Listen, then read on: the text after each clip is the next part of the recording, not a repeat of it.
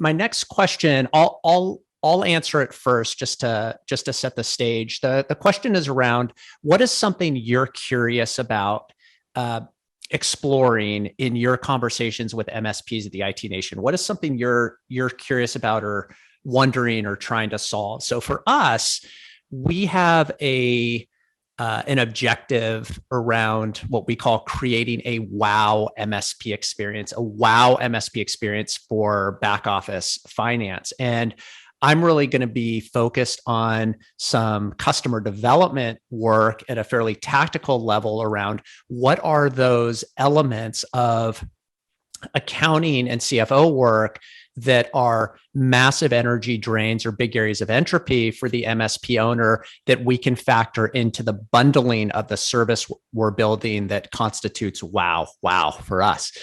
So that's where I'm going to be spending time. I'm curious if everybody could just share like what's something they're curious about in their conversations, upcoming conversations with MSP owners. So I'm really interested to talk to owners about just the state of the tools and the stacks. We're living in this area where all these tools are buying each other and there's new tools coming out every day. And I just want to get a new level set of this is where we're at. This is what people are using. This is what these acquisitions, how they're impacting the partners directly. So that's really interesting. Yeah, it's funny with the whole financial conversation, Russell, because I did a poll a while back about, with the changing landscape, especially from this current economy, how MSPs were going to react to it. And a lot of them had the carpe diem type mentality, right? A lot of end clients are going to be looking to outsource a lot of their IT functions. And what I'm really curious about is what unique strategies are MSPs looking to start implementing to take advantage of this possible economical state, right? What are they going to do that's unique? What are going to be those drivers that change them? How are they really going to look at their bottom line and their fiscal responsibilities to their end clients to bring them value? So I think, Kyle, with that, one of my thoughts would have been ask what they're thinking their pain points are going to be with a down economy, et cetera. Because we talk around business reviews, for sure, we look at helping MSPs drive revenue within their existing customer base, which in a down economy is a force driver for sure. So finding out where their pain points are is always interesting to me. Yeah, I would echo that, Marnie, like understanding what the MSPs struggle with, right? So we all know that, or at least from when I put my MSP hat on, like generating the next set of revenue or increasing the current set of revenue is always a pain point. But I think to Kyle's point, like what uniqueness are those MSPs bringing to their existing clients or new clients? I always find interesting.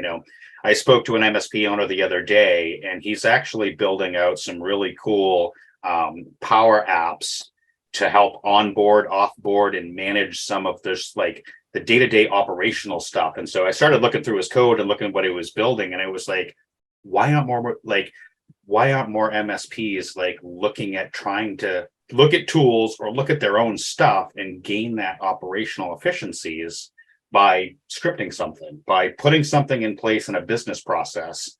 Like you hear me say it all the time, it's written on my wall. If I have to do it more than twice, I'm scripting it. So finding those unique conversations with MSPs on, what are they doing to tweak a lever or dial here and there to not only make them more efficient, but make their clients more efficient, thus saving more money down the road. But I think that also connects to what Russell said, that when you do that, you have the time to add the wow factor, right? So we talk about customer success and driving raving fans, and you're going to differentiate your business with the human element, right? People buy from people. They want to work with a company they like. So what's that wow factor? If you can automate things and make them faster, a lot of the technology is being commoditized. So what then is the human element you bring to the party to deliver the wow? Right now, as a math major, so I absolutely, Russell, can like bust on like what would be the wow factor of an accountant. It would be if I didn't have to call them, right? Like I can think of many 100%. Deliver, like it's done for you. Great. Anything else? I don't know. I hadn't even gotten to talk that. And to be fair, my accountant is my husband's best friend. So I like my accountant. But thinking about what's that next human, like what is surprise and delight in terms of customer success when everything else could be commoditized. So let's automate as much as possible. I'm sure Will and Kyle are like, yep, let's put some processes in place to make that happen faster and better. And then what? Right. I think, Ray, I learned from your team, right? It's family time. We're having a meeting with family, right? Because that's how your company like feels like family for sure. Yeah. So what else drives that overwhelming customer experience? Oh, and that's really what we're focusing on here. We're looking at both with OIT VoIP and MMN. It's all about, I've kind of taken the moniker the FUD cutter because you have to be very careful saying that quickly. But sorry, FUD cutter. So, because unfortunately, like cybersecurity, VoIP is all about, there's so much FUD out there, right? The fear unknown and doubt. And so, talking about making stuff easy, bringing stuff that I learned from other industries and bringing it into the MSP world where, the automations we're doing today, like Tim's talking about with Power Automate, or with Roost or Zapier, 810, whatever. All these things, they weren't as commonplace. Writing scripts, it's been done for a while, but true automation hasn't been done for a long time. And you have the MSPs, the techs that worry about, am I working myself out of a job? And whether you're doing the QBRs, I know Marnie hates that word, but the QBRs, or you're doing, simple add, change, remove requests with VoIP or whatever it is, it's about taking away the mundane experiences and replacing them with meaningful experiences. I don't want my people, and I want to teach MSPs this, when you're interacting with a client or when you're interacting with others, make it a meaningful interaction. Don't password resets, printer jams, changing toner. That can all be automated. Well, not changing toner, but the rest can all be automated. Don't waste your time with that. You're more valuable than that. Your brain, your mouth, your words, your thoughts, those are much more valuable than the ability to run a script. So automate the mundane and make the interactions meaningful. And those are my real goals. Talking to MSPs, learning how I can do that. No, it's such a, and this is what has been really consuming my ability to sleep over the last couple months now, is this whole thing where as we eliminate and we automate and we start to decentralize this idea of our own internal networks as an end client, we are now increasing that where is my business efficiencies with technology and not how is the computer or the endpoint operating.